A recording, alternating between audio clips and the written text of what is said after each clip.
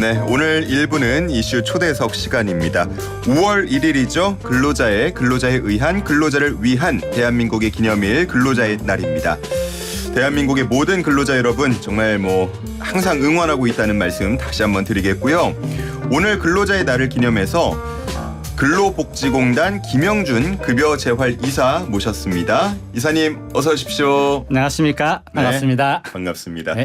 자, YTN 라디오 슬기로운 라디오 생활은 유튜브를 통해서 보이는 라디오로도 함께 하실 수 있는데 지금 이사님하고 저하고 두 명을 딱 비춰놨더니 너무 상반되는 그림이 나옵니다.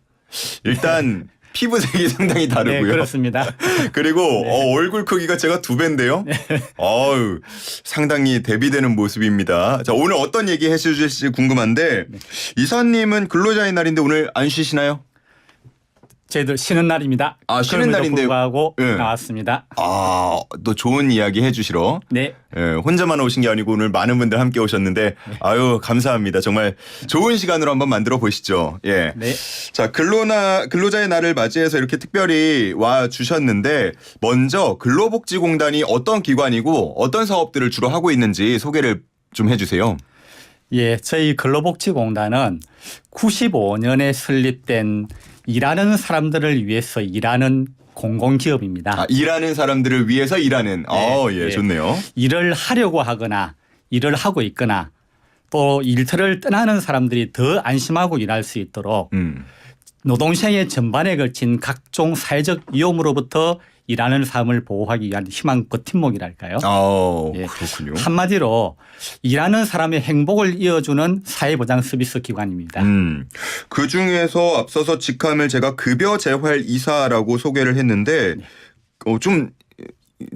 생소하시죠? 예, 생소하거든요. 네. 어떤 역할입니까? 예, 공단에서는 크게 산재보험 사업과 의료 사업과 근로복지 사업을 하고 있는데 예. 급여재활이사는 일을 하다가 다치신 분들의 요양, 보상, 재활을 통해서 사회 복귀시키는 일을 지원하고 있는 업무를 총괄하고 있습니다.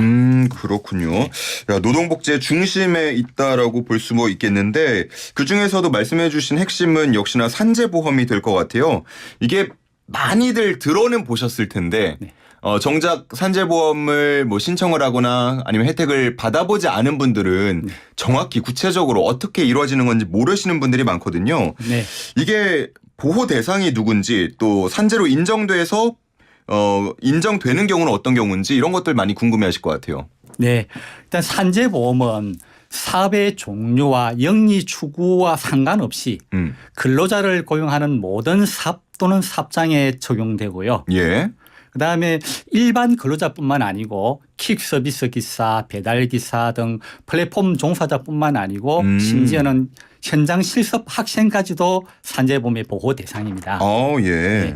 일단 더더구나 올해 7월부터는 플랫폼 노동자들의 적용 범위를 더 확대시켜서 더 폭넓게 보상해 주려는 법이 시행될 예정이고요.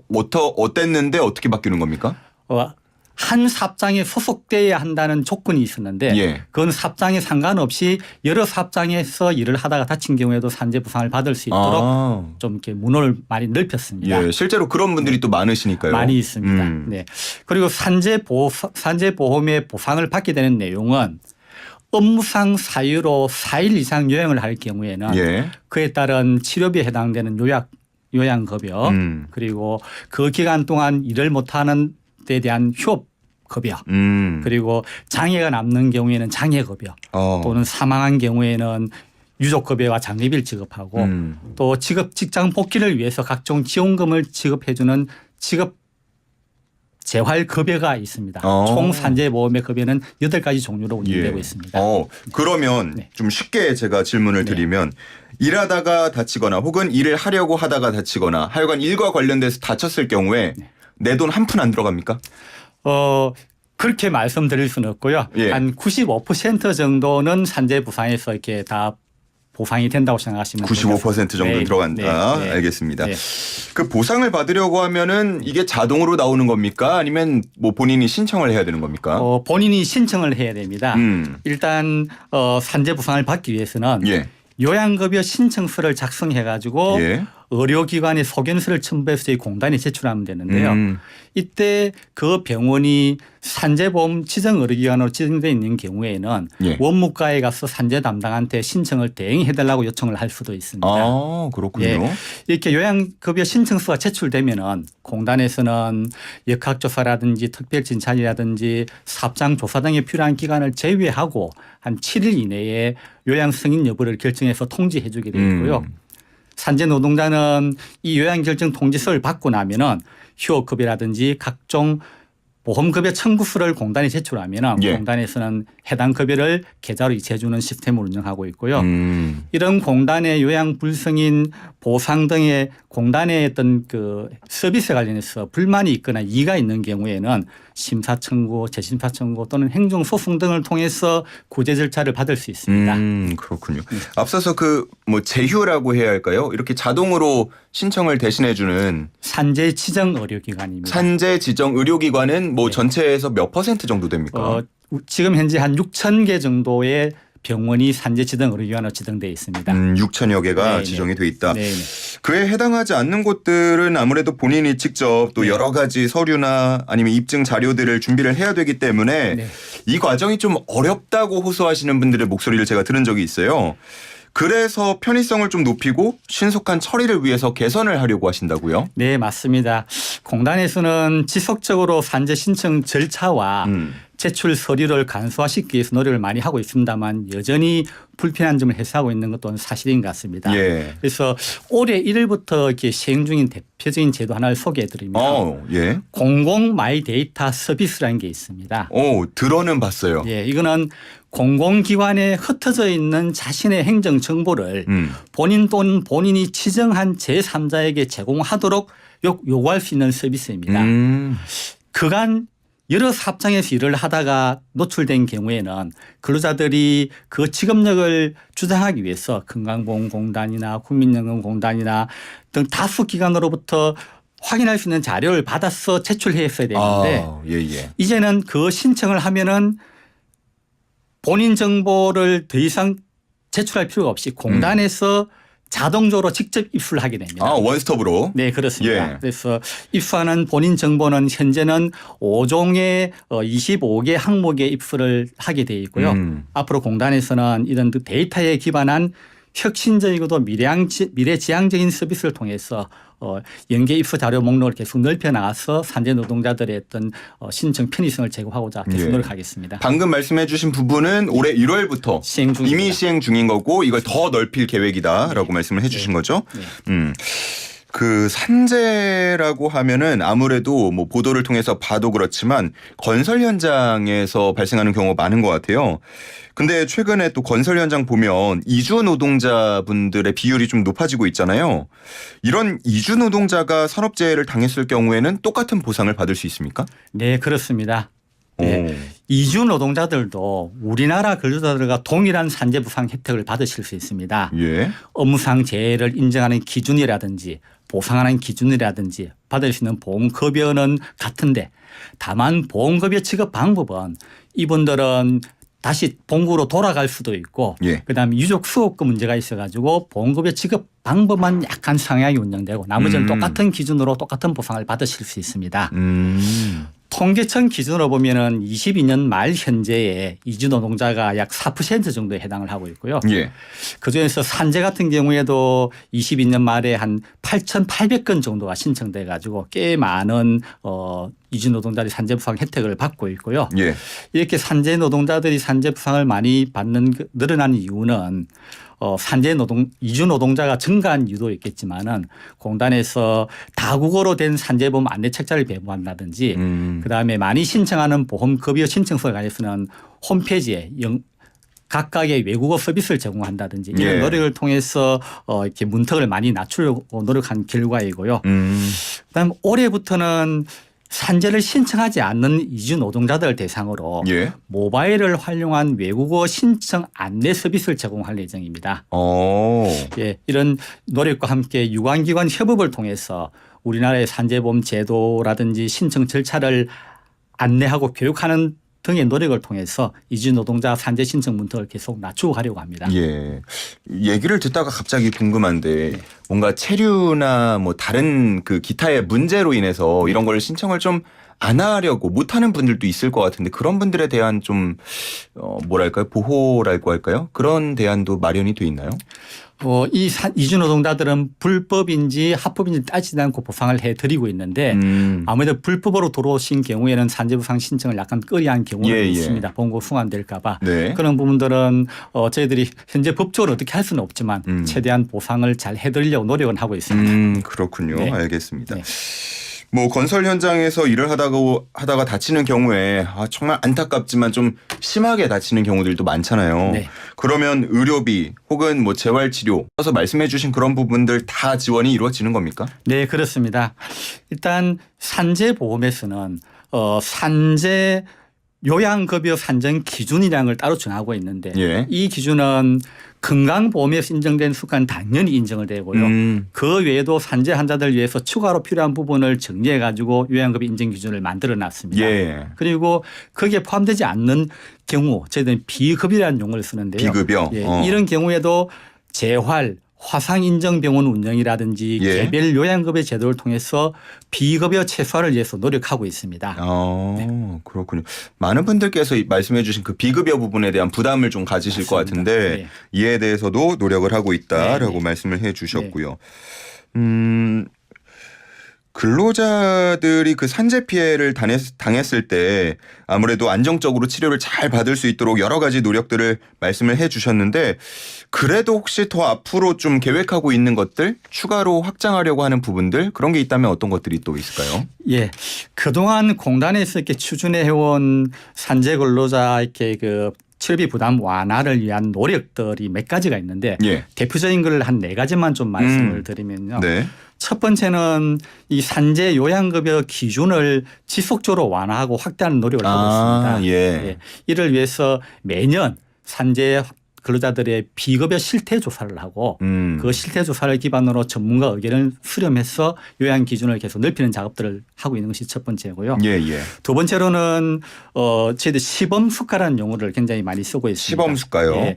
특히 이렇게 산재 노동자들은 재활시키는 것이 최우선이기 때문에 예. 이 재활과 그리고 비급여가 가장 많이 발생하는 부분이 화상 부분입니다.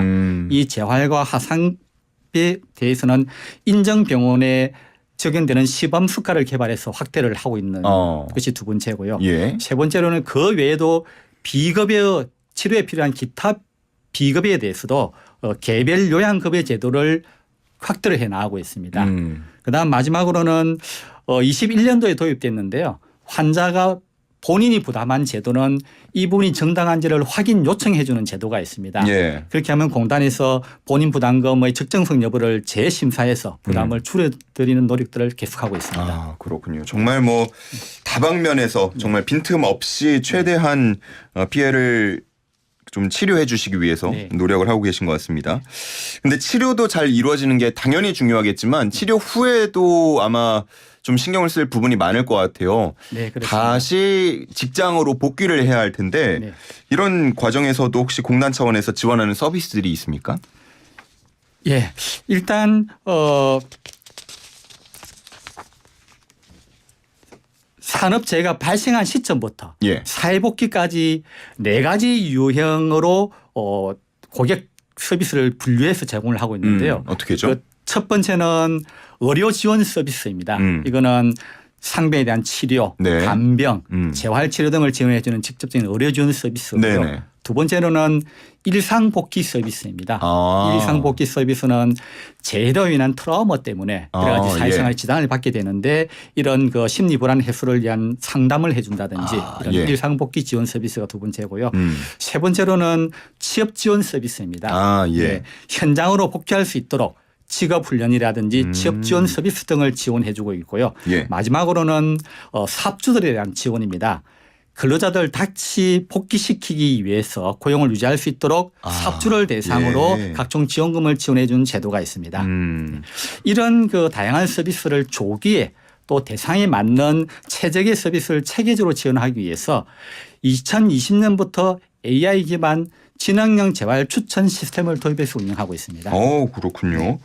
야, 그냥 치료하고 또 근로자가 회사로 복귀할 수 있도록 근로자에 대한 지원이 있을 거라고는 당연히 생각했는데 일상 회복하는 과정에 대한 지원도 있었고 네, 그렇습니다. 사업주에 대한 지원도 있다는 게 네, 저는 그렇습니다. 처음 알았는데 꼭 필요한 부분이다 싶습니다. 네. 마지막에 말씀해 주셨던 지능형 재활 추천 시스템이 뭡니까? 예. 이거는 올해 3월 달에 이제 특허청에 특허를 받았는데요. 예.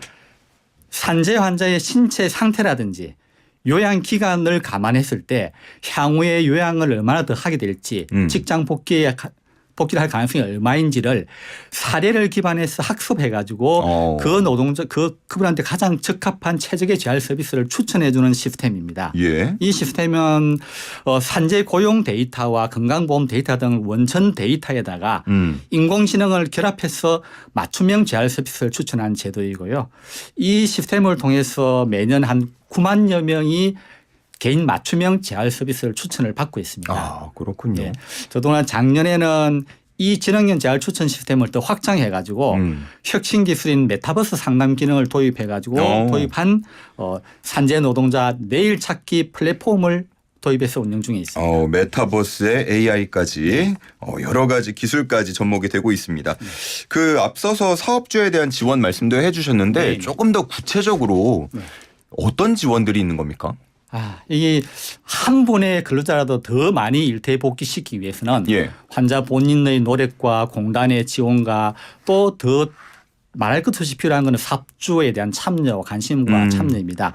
이런 그 사업주들을 근로자들이 직업 복귀에 참여시키기 위해서 21년도부터 직장 복귀를 어떻게 시킬 것인지 계획서 제출한 제도를 도입해서 운영 중인데요. 예. 그와 관련해서 세 가지로 산재 사업주들을 지원해드리고 있습니다. 예. 첫 번째는 소속 근로자가 자기 사업장에 복귀를 하려고 하면 네. 이 환자의 상태가 어떤지 원래 일을 할 수 있는지 작업 능력이 얼마인지를 알아야 되지 않습니까? 그쵸. 그런 그 직업 복귀 가능성과 현재의 상태를 전문의가 진단을 해가지고 알려주는 제도를 지원을 해드리고 있고요. 예. 두 번째로는 이 산재 노동자가 요양 기간 중에는 공백이 있지 않습니까? 예, 예. 그 공백 기간 동안에 대체 인력을 채용할 경우에는 대체 인력을 지원해 주는 제도를 운영하고 예. 있으며 그다음에 직장 복귀 지원에 따른 각종 지원금들을 저희도 동시에 운영을 하고 있고요. 마지막으로는 이 원활한 직무 수행을 위해서 작업 능력 향상이 필요하다 인정되는 경우에는 신체 기능 향상 훈련과 모의 직업 훈련 등 직업 능력 강화 훈련을 동시에 제공해드리고 있는 시스템을 가지고 있습니다. 네. 야, 산재보험 들어만 봤지 제가 이렇게 구체적으로 설명을 들어본 적이 없어서 정말 들어보니까 더 든든하다는 생각이 들었습니다. 네. 자, 오늘 이제 근로자의 날인데 오늘도 현장에서 열심히 일하는 분들 많으실 것 같아요. 그래서 또 응원의 한 말씀 전해주시면서 마무리하시죠. 네. 우선 오늘 근로자의 날 맞이해서 산업 현장에서 불철주야 고생하시는 근로자 여러분께 항상 감사드리는 말씀을 꼭 전하고 싶습니다. 그다음은 무엇보다도 건강과 안전이 최우선이라고 생각합니다. 아무리 보상이 잘 된다고 하더라도 다치거나 병들기 이전보다 더 행복할 수는 없을 것 같습니다. 항상 안전에 유의하시면서 건강관리 잘 하시기 바라고요. 저희 공단은 여러분들의 힘찬 근로에 대해서 알찬 복지로 늘 가까이 있도록 노력하겠습니다. 땀 흘리시며 일하시는 모든 분들을 항상 응원하겠습니다. 여러분 힘내십시오. 네, 고맙습니다. 감사합니다.